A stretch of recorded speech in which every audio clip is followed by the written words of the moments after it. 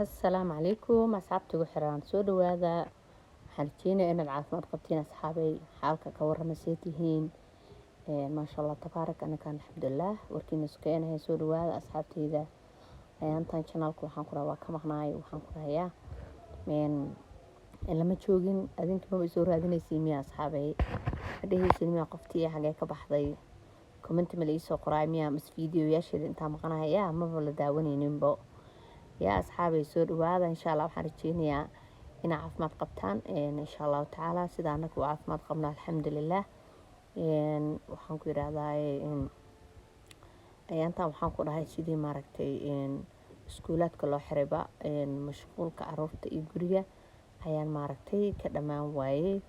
marka aad baa wax ma hayna iga cilowdaan asxaabteyda qaaliga oo intaan maaragtay sharafta igula soo joogtay oo waxaan ku dhahay kor dadkii qaaday kamid ah oo waxaan ku dhahay ma sha Allah oo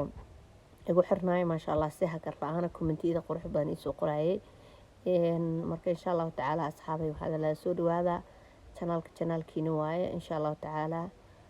waxaan rajeynayaa maaragtay wixii dhib ah Ilaahay naga haayo xoogay kulaylaha iyo maaragtay ayaantan Afrikada geeskan maaragtay geeska Afrika iyo maaragtay dhinacan anaka aan joogno kulli aday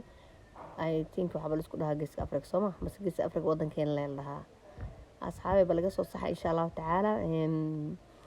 kuleelka ka jiro iyo maaragtay roob la'aanta in Ilaahay naga qaado in maaragtay dadkii masaakiinta ah iyo maaragtay abaaraha iyo maaragtay